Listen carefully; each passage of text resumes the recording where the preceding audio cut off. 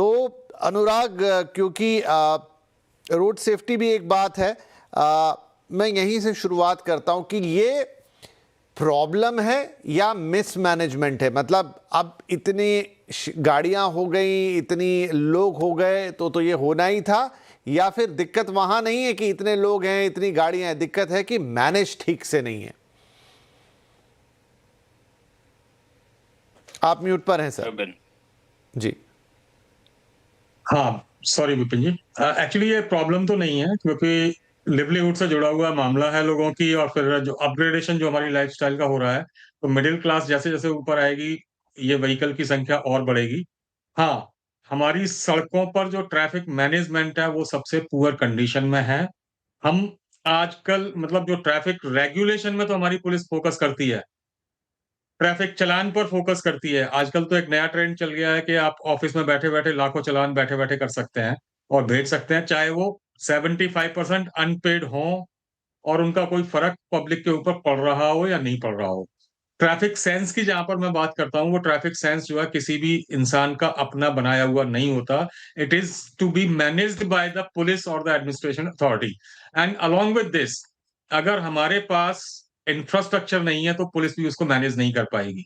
मैं एक छोटा-सा एग्ज़ाम्पल देता हूँ।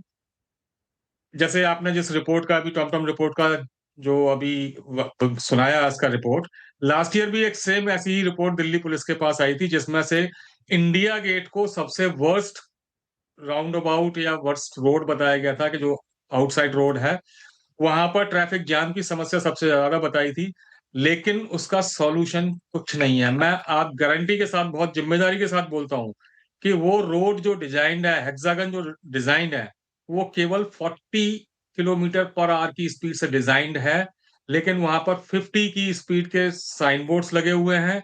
लोग बाग 60 की स्पीड से भागते हैं और कोई भी वहां पर लेन में चल ही नहीं सकता 50 की स्पीड पर। तो कहीं न कहीं हमें वो मैनेजमेंट भी देखना होगा।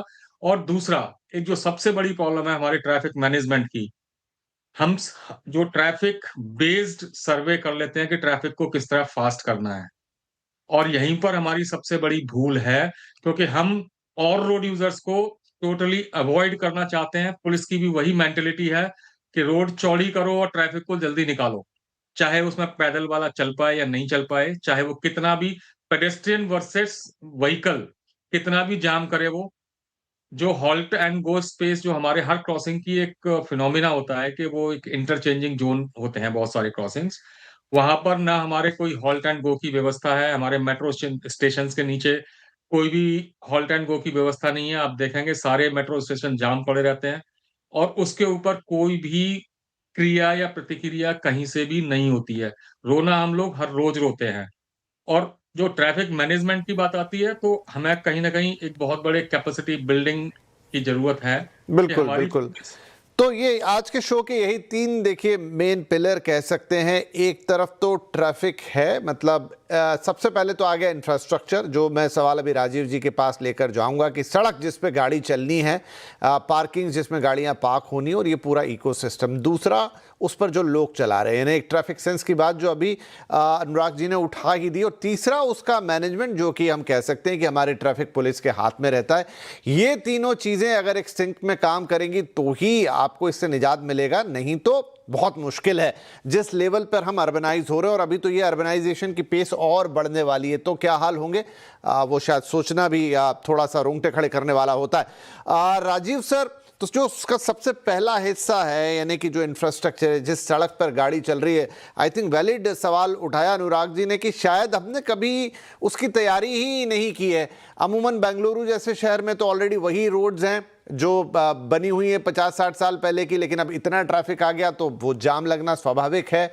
जहां दिल्ली में हम मानते हैं थोड़ा अच्छा इंफ्रास्ट्रक्चर है, या हैदराबाद टू एन एक्सटेंड अच्छा इंफ्रास्ट्रक्चर है, लेकिन वो भी क्या साइंटिफिकली डिजाइंड है? सिर्फ सड़क का चौड़ा होना इस पर्याप्त, या आपको एक तैयारी करनी पड़ती है? इस पूरा रोड का, ट्रैफिक का एक पूरा साइंस है जो शायद ही भारत के किसी शहर में सोच के फॉलो होता है। नहीं विपिन जी, आपने बहुत सही बोला। एक्चुअली मैं ये ट्रैफिक कंजेशन का जो प्रॉब्लम है, इसको मैं ऑब्वियसली इंफ्रास्ट्रक्चर के हिसाब से बताऊंगा, पर ये कई लेवल्स पे होता है। और जो अभी जो बताया गया वो लार्जली ट्रैफिक मैनेजमेंट और रेगुलेशन के हिसाब से बताया गया है।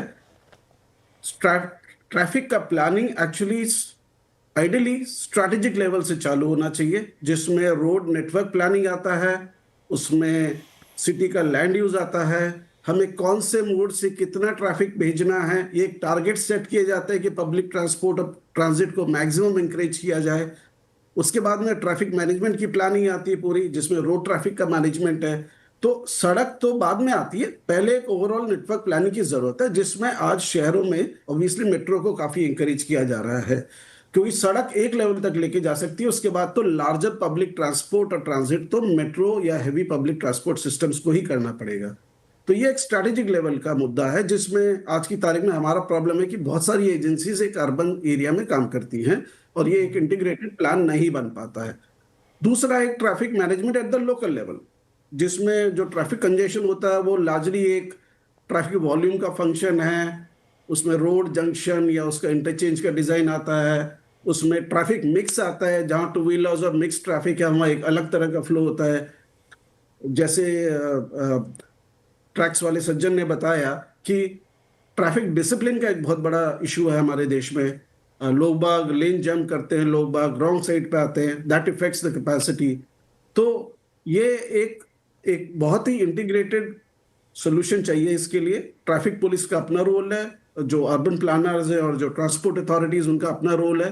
तो रोड को आप एक लेवल तक लेके जा सकते हो। रोड में ये होता है कि आप एक जगह चौड़ी कर सकते हो, बट जैसे दुनिया का प्रिंसिपल है, the capacity of a system is determined by the weakest link in the chain. आज आपने इधर इंप्रूव कर दिया, अगले जंक्शन पे जैम लग गया। तो ऐसे बहुत सारे एग्जांपल्स हैं, बट बहरहाल रोड कैपेसिटी को इंक्रीज करना is one of the solutions. जहां रोड नहीं बढ़ पाती है, फिर अंडरग्राउंड में एलिवेटेड कॉरिडोर्स बनते हैं।